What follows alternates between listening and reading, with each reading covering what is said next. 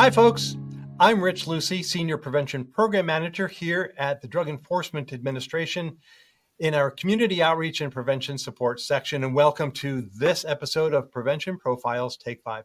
And I'm very excited about today's guest and episode because it's overarching, a partner we worked with for a while, NASPA.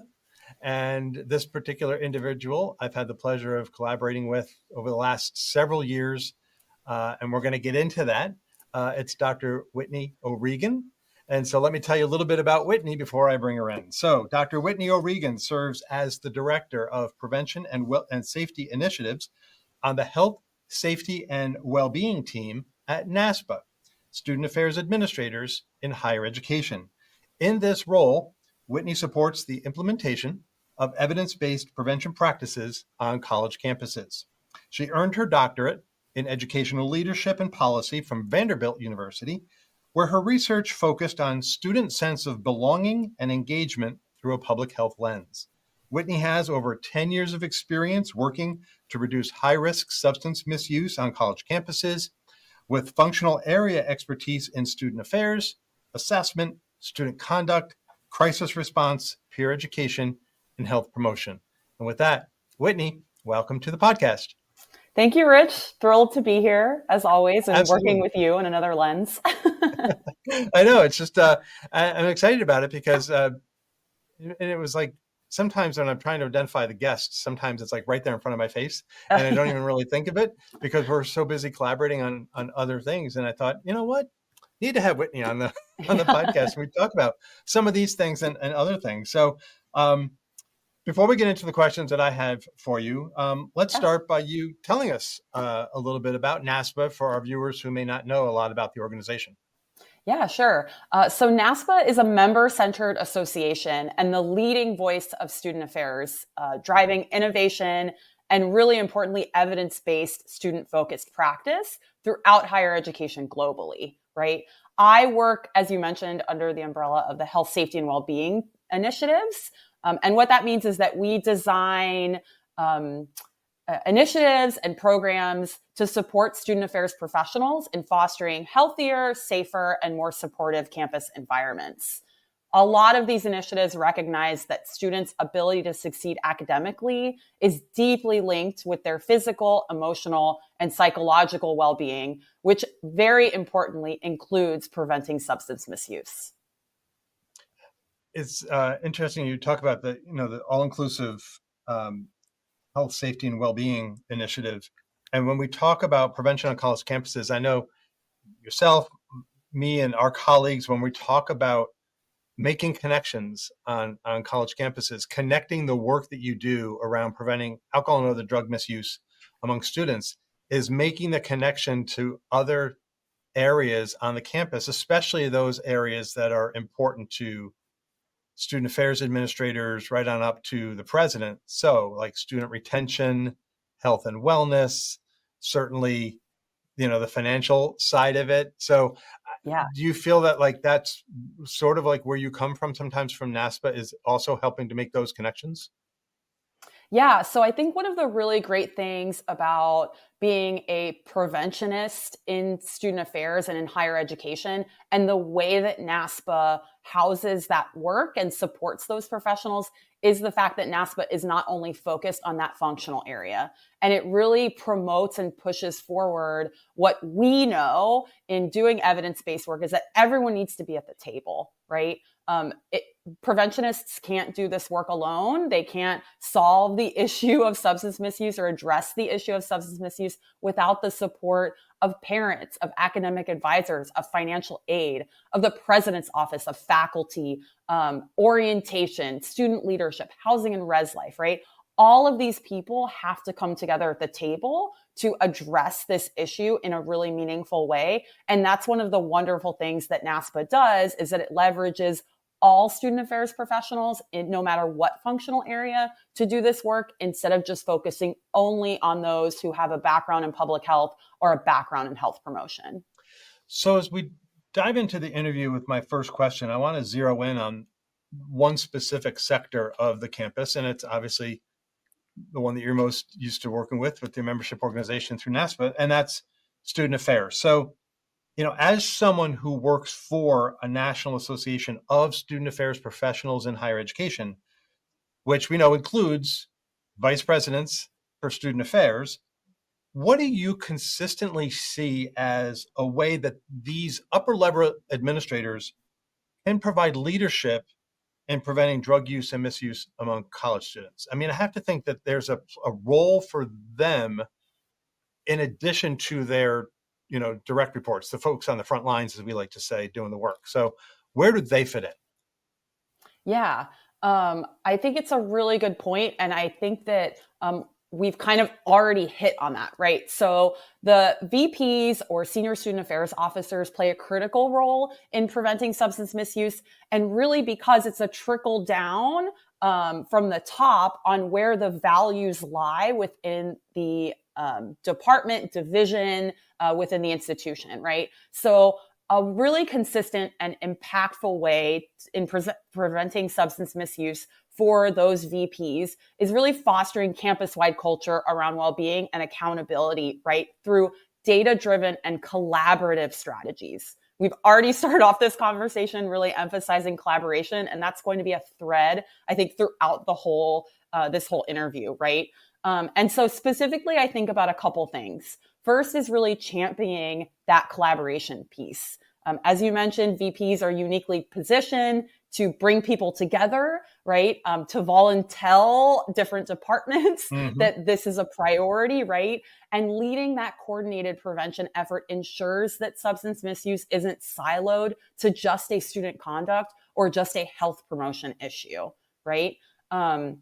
I will personally emphasize, and I feel like it will come up a lot, is that right now really buzzy keywords on college campuses are mental health and well-being, right? That's not news. It's something that campuses want to invest in, and that work cannot be done without addressing substance misuse, which is really, really important.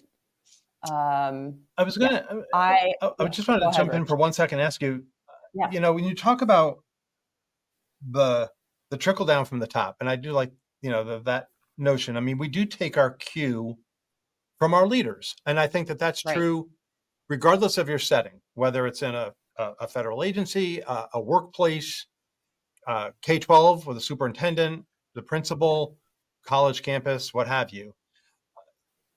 Lately, and you mentioned that they're kind of buzzy words right now, although the issues around mental health and well-being have been around for a long time.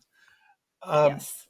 We see schools, and I've interviewed folks over the last year who are in these positions where they are the inaugural dean of student wellness or mental health and well-being. It seems to have elevated the role and the topic a bit of a level. Do you see that is like kind of in the direction of exhibiting kind of the commitment of the leaders on the campus when they have that kind of a position? Yeah, I think those positions are really important. I think it sends a message around visibility and commitment to those issues, and leveraging the fact that if we're going to have on our campuses a vice president for enrollment, then it's equally as important to have a vice president for health and well-being, equally as important to have a vice president addressing those issues, right?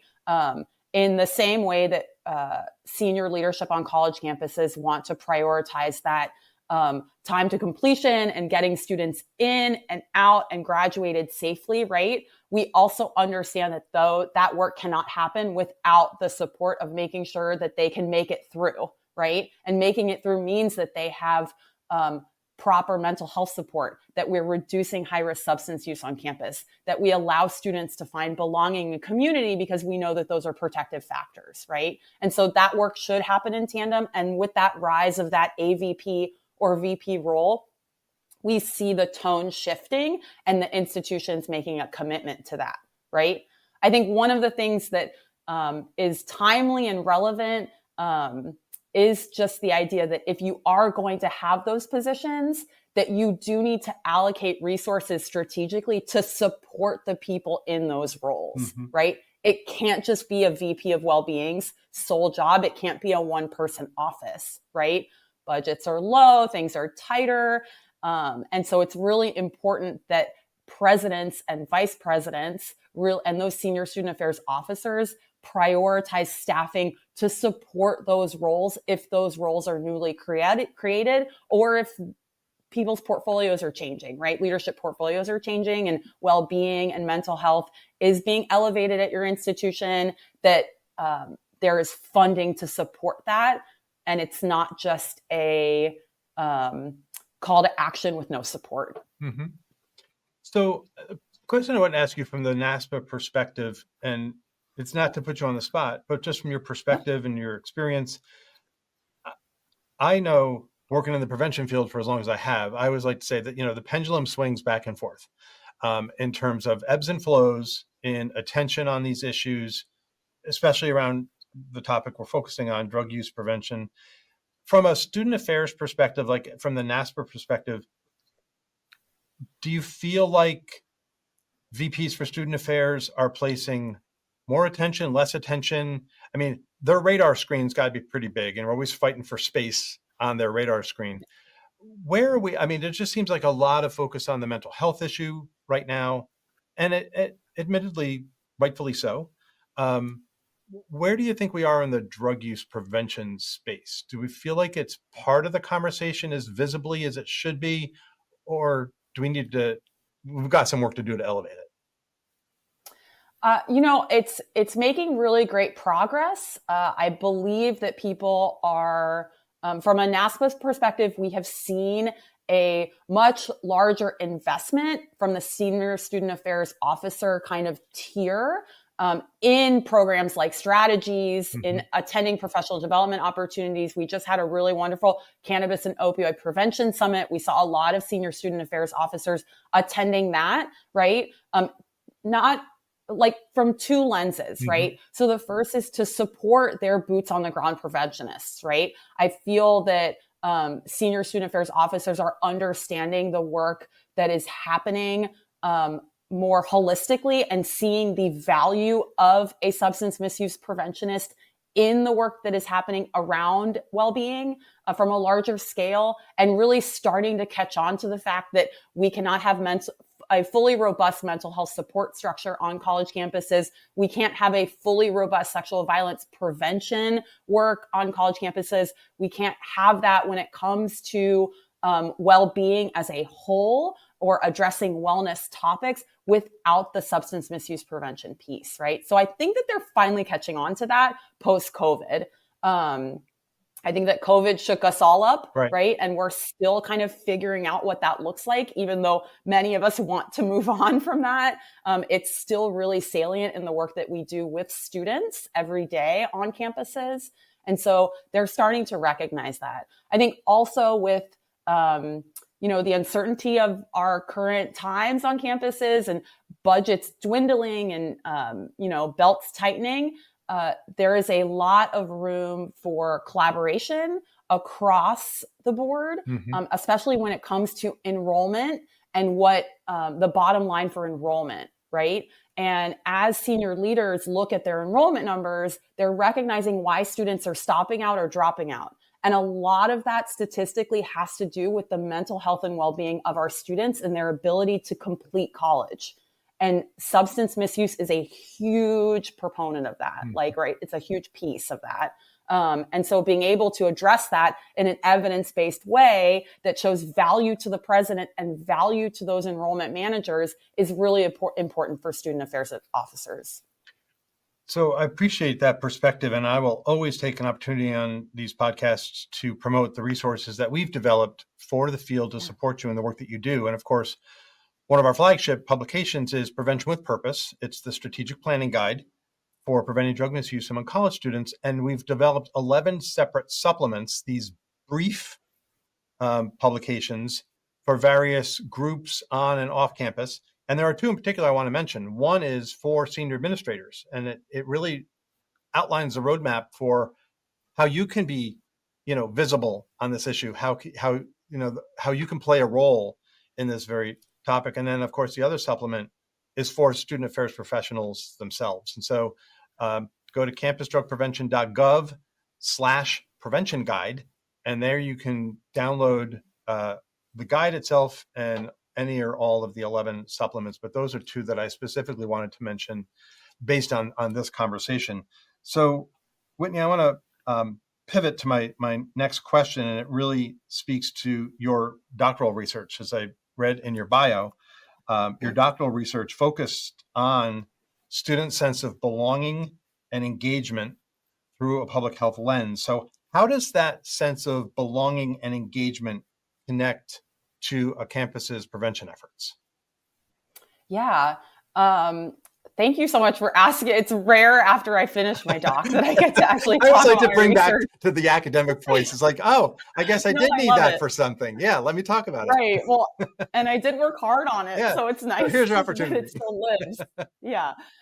So sense of belonging and student engagement are, to the preventionists and student affairs professionals who are watching, right, this isn't going to be surprising. They're foundational to effective campus prevention efforts. And we know this because when students feel connected, valued, and seen within their campus community, right, they're more likely to make healthier choices, seek help when needed, and honestly look out for their peers. Belonging fosters a lot of protective factors, which is something that we often talk about in prevention, right? Social support, purpose, resilience, and grit. And that in itself reduces the risk of drug misuse and other high-risk behaviors, right? What I really think about is engagement in student organizations, right? Finding those peer networks, finding home in identity-affirming spaces, create natural buffers against isolation, stress, and pressure, which are common triggers for substance use, right? So when I think about that from a public health lens and the work I got to do in providing recommendations on how to use the research that I conducted, this means a couple things for me and for those watching. So prevention becomes proactive and not reactive, right? We really need to think about, instead of just addressing risky behavior after it occurs, what can institutions do to reduce vulnerability by building stronger, more inclusive communities where students feel like they matter, right? I will also, this will be a trend throughout today and has been a trend throughout my career. Peer influence is so important, and it shifts in substance misuse in positive directions, right? There are net benefits to peer influence.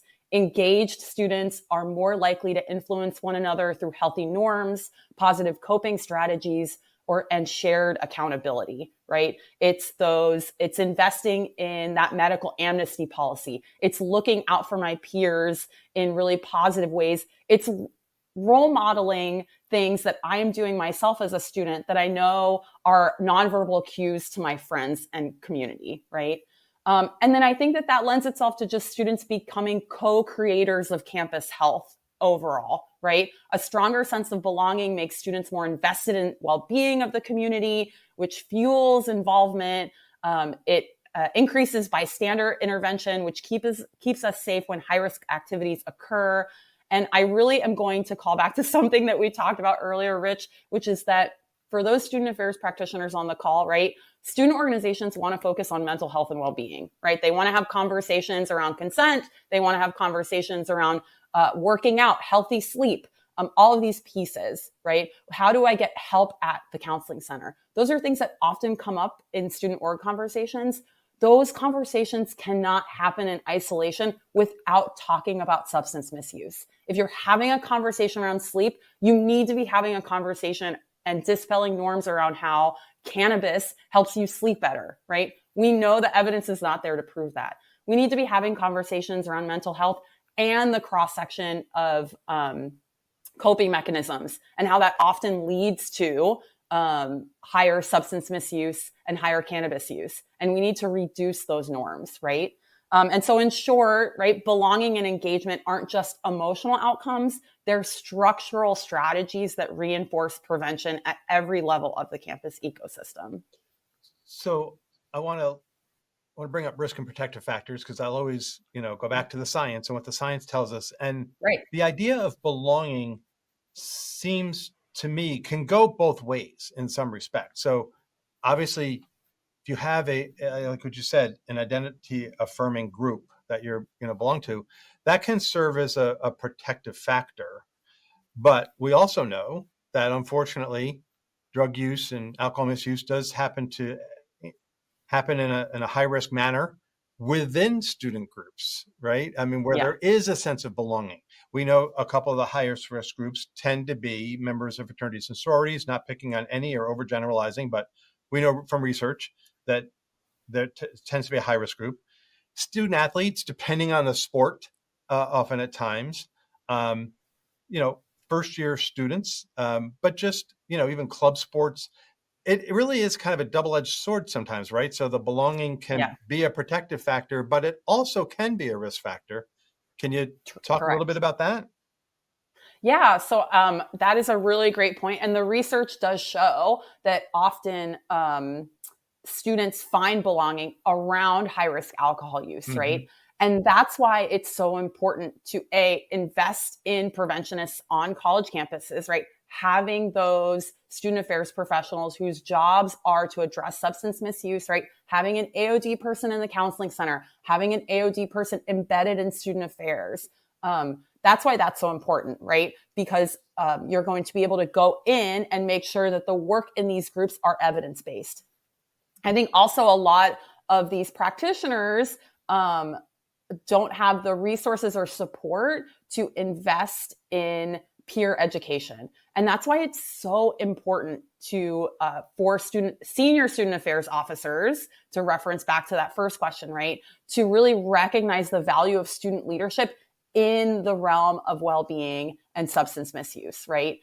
We recognize as a whole the value of student leadership when it comes to an RA position, right? When it comes to a orientation leader position. And those are equally as important in communicating messaging to peers about substance misuse issues, right? So really looking at that and being strategic about what student leaders you are using, right? So embedding student leaders in high-risk communities is critically important, and recognizing who are those leaders that have that social clout, right? That have that influence, that want better for the community, right? And I don't want to say this as if it's easy. It's Right. not easy. It's a lot of work, right? It takes a lot of investment, as you mentioned, resources, and making sure the work you are doing is evidence-based or evidence-informed. It takes cross collaboration with other people in student affairs, because this work cannot happen in a silo. And so it's not an easy fix, but if you do the good work and you make sure that you are involving students in the conversation, and the messaging around a campus culture shift comes in student language from students, I really think that will help to shift norms around belonging and what belonging looks like culturally on your campus. Absolutely. And I'm so glad you said it. Prevention is not easy. We know that's true, because if it were, everybody would be doing it and we wouldn't have the kinds of problems that we have, not only on Yeah. college campuses, but in general society as well. So I'm glad that you mentioned that. I'm going to pivot and let's talk a little bit about the Strategies Conference. Yeah. We have been proud to have helped co-sponsor that conference over the last several years. So for our viewers that aren't really familiar with the conference itself, it has different tracks. It focuses on collegiate alcohol and drug misuse prevention. There's a track for mental health, track on sexual violence prevention and response, well-being and health promotion leadership. That's one of the newer tracks. And then the newest track is peer education. And, as a member of both the planning committee on one part of the conference and an attendee, a presenter, I get to see how kind of all of this fits together from like the NASPA perspective, like your goal with the conference. So how do you see these various tracks intersecting and supporting professionals to collaborate across these various disciplines? Yeah. So I really think this conference as a whole reflects the interconnected nature of the work that we do, right? And it's really a powerful platform for fostering that interdisciplinary collaboration amongst campus professionals. When I was on campus, I was the sole substance misuse preventionist, right? I was doing that work. And so while I had really great colleagues at the institution, it was really strategies where I found my network of other people doing the good work, right? And so it was really there at strategies that I was able to pick up the phone call when I was struggling with something on my campus and call another peer and say, how are you handling this where you are? What really great evidence-based work are you doing? Can we talk about how we can support each other? And so that was really meaningful for me as a student affairs professional, as a human, right? So I didn't feel so isolated in the work that I was doing. But also it really made me value what strategies was, right? And it really is that I was picking up strategies to make my work better and more evidence informed. What we think about from a planning committee perspective and from NASPA, right, is that the topics presented at strategies often stem from common factors.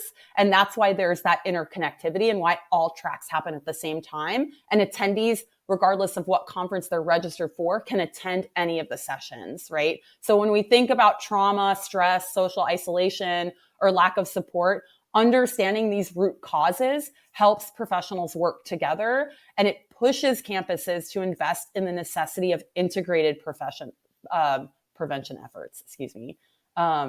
So what I mean is that with an integrated prevention effort, right? Work on our campuses should be designed to address multiple concerns at once, right? So when I think about teaching students around alcohol, right, we know that we want them to recognize both signs of overdose and signs of misuse. And so we know that collaboration also leads to efficient and more scalable programs. As you mentioned, right, the Peer Education Conference is our newest track, but that conference has been happening on its own for almost the past 30 years, right? And it's been really meaningful. And we knew that we wanted to elevate the importance and critical necessity of peer education in prevention work. And so by having peer educators present at the conference, engage in other sessions, develop their own leadership around shared language with health promotion, mental health, sexual violence prevention, and alcohol and drug misuse, and campus safety, we knew that it would only benefit the field and benefit the work that student affairs professionals are doing. So a couple of things that you've mentioned really resonate with me. I know from my entire federal career, when I started at Department of Ed, we had the national meeting then with the Higher Ed Center that was supported by the Department of Ed. National meeting still exists today with the newer Higher Ed Center housed at The Ohio State University. And I even know from that time, and I see it at strategies, and I even feel it myself. This is why I feel I can both sympathize and empathize with colleagues and others at these conferences that, sometimes prevention feels like lonely work. I mean, even if you're part of a team, if you're part of a campus task force or a community coalition, there are times you're sitting in your office and it feels pretty alone. I mean, it just, for some reason, it's just the nature of this field sometimes. But coming together, you really do, it does a couple of things, as you mentioned, and I know I feel it. While the 4 days can give you brain drain, I mean, it's the whole idea, and depending on how often you're presenting and all that other stuff, it's exhausting. It can be exhausting, but it is the re-energizing that the event does. It boosts your morale when you really feel the energy of other like-minded individuals, your peers who are in other, at other campuses or in the community doing this work. It really is that opportunity to, it's like your professional family, as I like to call it. It's your, that you get to come together once a year, likely in person, and really just feed off of each other and then go back to your campus with that sense of being just re-energized, that, can really just, hit the ground again and get me through the spring semester. if you will. So Right. I always say, I don't know if I say it often enough, but I, want to thank you and NASPA for the work that you do around the conference, because it really does, I see it for myself as a professional, but I know I see it in others that I interact with, whether it's through a poster session or a program showcase or the extended workshops or the plenaries. It just is an inviting space. And last year was the biggest attended, right? The largest attended last year. Yep. Yep. And Yep. We're just around 1,500 yeah, attendees, yeah. which is really wonderful, right? Like as I mentioned earlier, our numbers keep growing, which means that the acceptance and acknowledgement of the work of all 5 Traxit strategies as a critical component of like campus work that needs to be happening, right? The more people show up, the more people want to do this work and want to get engaged with it.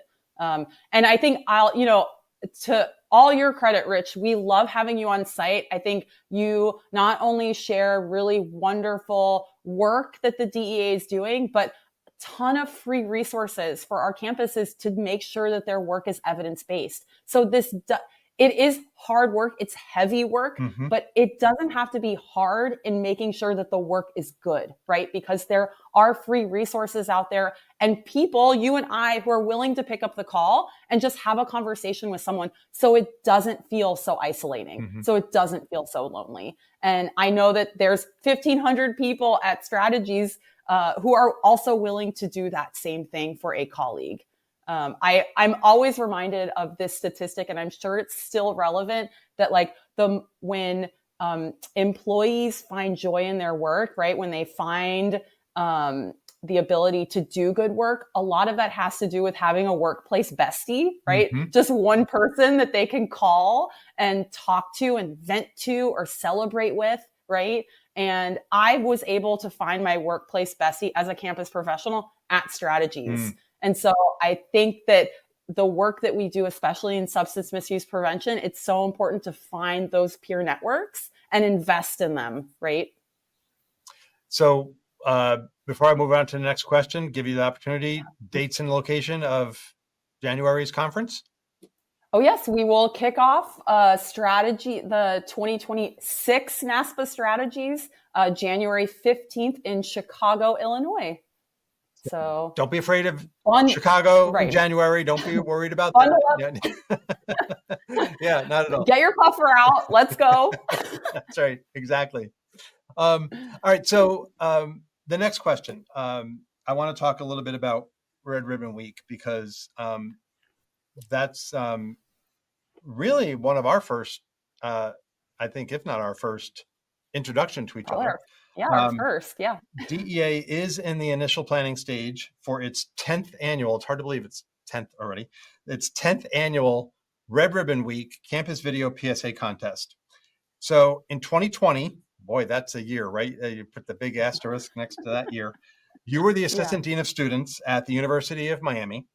And in the throes of the pandemic, you submitted an entry that won first place. And I have to say, we don't have favorites in the work that we do, but it was one of the most creative things that I'd seen when I saw the entry. And people can go on campusdrugprevention.gov/PSA contest. You can see all of the previous year's winners. But it really did connect to the theme of the pandemic. It was connected to that. Why did you decide to enter the contest? And for our viewers who might be thinking about it, they don't even know about it, what do you see as the benefits to entering the contest? Thank you for the compliment. Really, all the credit goes to 2 amazing undergraduate students that worked on it, Julie and Julia, and they're doing amazing things in communication right now as college graduates. So I'm so proud of them.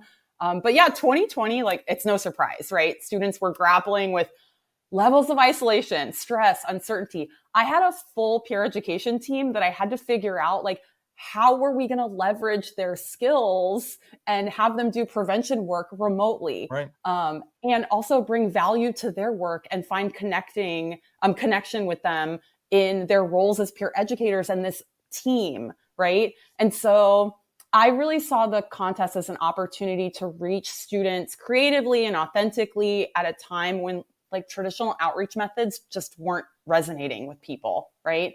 And so the PSA format offered a way to amplify student voices and have my peer educators really speak directly to their peers in a medium they were already engaging with, right? Short digital content. And so our entry was designed with the educational piece, which is very important, but we really wanted to focus on normalizing help-seeking behavior, especially during that time, and encourage connection as a form of prevention. And so the win was very affirming for our team in a moment in time where we didn't feel like we had a lot of wins. And it's sparked a lot of creativity for us moving forward. And importantly, it really gave us an opportunity to launch into broader conversations on our campus around well-being and substance misuse, right? Those campus partners who hadn't really invested in collaborating with us saw the win and they were like, we want to do something like this with our department. This is such a great way to use student leaders. And so it allowed us to kind of like leverage a carrot to incorporate and work with other departments that we hadn't quite worked with before. And so I think broadly, right, there are a lot of benefits to entering the contest for us. And as you mentioned, working with you at NASPA and with NASPA to encourage other campuses to submit for the PSA. There's a couple things that I think are really important. One is that it empowers students to take ownership over prevention messaging and become advocates among their peers, right? It's a great way to engage your students. As you mentioned, Rich, it's a flex in creativity, right? Mm-hmm. I knew I was doing really creative prevention work and that what was special about our team was that creativity. And so being able to kind of like do that is so important. As I mentioned, cross collaboration is really key, right? Creating the submission allowed us to work with the School of Communication, with our marketing communications team. It allowed us to work with faculty. And so that created new relationships in the work that we did. And shout out to the DEA, right? National recognition can take your work really far. Mm-hmm. And so we really valued not only the prize money and being able to further our work on campus in a time of dwindling budgets, but getting that stamp of approval from the DEA was really, really meaningful in communicating up to senior leadership what our value was on campus. And then what I will say is it was a sustainable message, right? Mm-hmm. We used that PSA for the rest of the semester. The next semester, we were able to play it at orientations and trainings. And so even if we hadn't have won the contest, we had this really amazing PSA that we could still use on campus in a way that was really helpful to our prevention work. So for our viewers out there that are on a campus, because it's only open to colleges and universities, we need to indicate who the eligible applicants are. You've got viewers out there that are just hearing about it for the first time. They're thinking, well, that might be something I want to do. What's your advice to those folks, or what's your tip to them to get started? Yeah. So my advice is like, why not, right? It's low barrier, high impact. There is really no negative outcome to creating the PSA and submitting, right? The starting point for me was looking at the rules, presenting the challenge to my peer educators, and asking them what they wanted to say. If I was giving you this challenge, how would you respond to this challenge of creating this PSA? And that's where we started, right? I let them run with it. They came to me with ideas. We storyboarded together to make sure that the message was appropriate and evidence-based and aligned with the rules of the contest. But apart from that, I let them run with it, right? I think it's so important for students to hear a message from a messenger that they relate to, right? And that's where that peer education piece comes back into play. And so getting started really simply involves just talking to your students, whether that's a formal peer education group, a focus group of student leaders, or even honestly, a student employee that works in your office. Any students you can get in front of and ask them what they would want to hear from a contest like this is the perfect starting place. I love what you said about low barrier, high impact. I know I've spoken to campuses who weren't selected to win a prize. And while there's an element of disappointment in that, they balance that with the fact that they see the benefit to having at least done it. And like you Right. said, they've brought a group of people together. They've heightened the visibility of this issue with higher ups, with whether it's VP for student affairs or higher. It's opened up the conversation with other stakeholders on campus. So yeah, winning the prize and winning one of the prizes would be nice. Sure, we get that, but there are other benefits, and hopefully people, I know from talking to folks who haven't won, they definitely see that benefit. It helped them on their campus. Yeah, and I think too, right, a lot of the work that people are doing on campuses involves social media, right? What does your social media look like? What are you posting on social media? How is it reaching students, right? This is an opportunity to even take a 1-minute PSA and cut it down to like 30-second clips. And that can give you up to a month of content for your social media accounts. So even if you don't win, messaging is getting out there, right? It can address social norms. It can address all of these things that risk and protective factors. Really, the world is your oyster. Mm-hmm. Well, more great tips on around the contest, because I interviewed this past year's winners a couple of months ago and saw some great creativity there, as well as our viewers are just getting this great free advice on looking forward to this year's contest. So I appreciate the takeaways that you have as a former winner yourself doing this. So Whitney, as we wind up, I leave the final question, as I always do with all of the guests, as kind of an open-ended advice question. So what's the advice that you have? What are the takeaways that you have for the professionals who are working to prevent drug use and misuse among college students, as well as the students themselves? We know that they watch this. I very pleasantly surprised and pleased to hear from a couple of colleagues. They've actually assigned the podcast in class, and students have to watch it and then write reflections on it and such. That's pretty cool. So what's your advice to folks, to the viewers who are watching the podcast? Yeah. Thanks. That's so cool that students are watching this. I love that. So I think first and foremost, right, keep doing the good work that you're doing.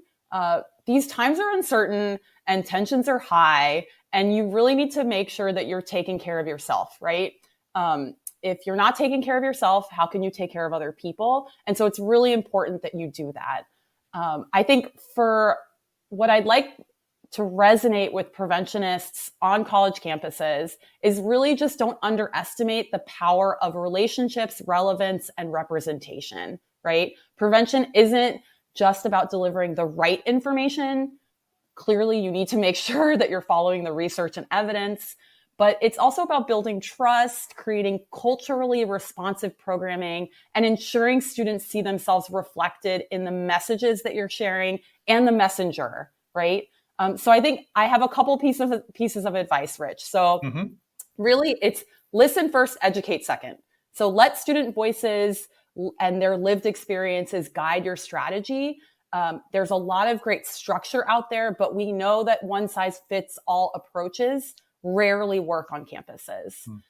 Collaborate across those silos. You cannot, and more importantly, should not be doing this work alone. And if you are a campus of one, or an office of one, as so many of us have been, find those colleagues across campus who can champion prevention with you. One of the great things about working in substance misuse and getting involved at NASPA is, as I mentioned earlier, right, that ability to understand across functional areas. NASPA is here to support you in that work that you do and help you understand how those cross-campus partners can benefit prevention. And then I think it's no surprise, right? My next piece of advice is to invest in peer leadership. Students listen to students, train and support peer educators, ambassadors, student leaders with social capital, who can model healthy behaviors and help shape norms and make your job a little easier. Involve students. That's the fun part. And then just being proactive and not reactive, right? Invest in prevention. Offer consistent education, support, and resources, not just in response to incident, but anticipating incidents and reading the data, right? Leveraging resources from the DEA and SAMHSA. College AIM is so important in the work that we do around alcohol prevention. And NASPA is here to create low cost and low barrier professional development for you in the work that you do. And then I guess to the students, right? You don't have to navigate this alone. Asking for help is a strength, not a weakness. Whether you're struggling or you see a friend struggling, it's so important to ask for help, no matter how small or big a challenge may seem. And honestly, use your voice. You have so much influence, and your choices, your words, your willingness to care for others, your nonverbal cues as being a member of a community can really make a huge difference. We all, preventionists, senior leaders, students, play a role in shaping a campus that prioritizes connection, compassion, and care, which helps to reduce high-risk behaviors and substance misuse on campus. Wow, so many great takeaways there. I love the idea of listening first, educating second. We have so many great colleagues around this country. I immediately think of presentations I've done with Dr. Allison Smith down in Louisiana. And, she uses an example I'm not going to spoil here. You'll have to hear it in one of her or our presentations. But it's that idea of your efforts will fall flat if you're coming into it and basically saying, here's what you need, without hearing first, what is it that's lacking? What is it that's missing? What is it that they need or want? So it is that whole idea of listening first and foremost. And the other piece of advice that really resonates is the asking for help. It truly is a sign of strength and not a sign of weakness. There's this whole stigma attached to that, I think, as well. And it'd be great as we continue to chip away at that stigma. I think we are trying to do that. But, with the 18 to 25 age group, as I always say in my presentations, we know that age group has some of the highest rates of drug use. They also have some of the lowest rates of seeking help. And, college students make up such a huge chunk of that age group. So it really is trying to encourage that whole idea of it's not weakness to ask for help. It really is a sign of strength. So, Whitney, I'm so glad we had a chance to do this. And I was able to find a way to, get you to talk about your doctoral thesis, your doctorate, and, be able to get your dissertation in there. And it was some great advice there. But talking about the conference and Red Ribbon Week and, VPs for student affairs and where they fit in, pretty wide ranging. But, NASPA has been such a great partner. We look to future collaboration as always. So just thanks again for being on this episode. Thank you. Thank you for having me. Thank you for supporting the work that NASPA does. We really value our collaboration with the DEA and with you specifically, Rich. You're doing great work, and I value you as a colleague and a friend. So thank you. Thank you very much. And to our viewers, I want to thank you for the work that you're doing out there on college campuses, in their surrounding communities. And I encourage you to check out all previous episodes of the podcast series. They are on our website at campusdrugprevention.gov. So for now, I'll say thanks for watching and have a great day.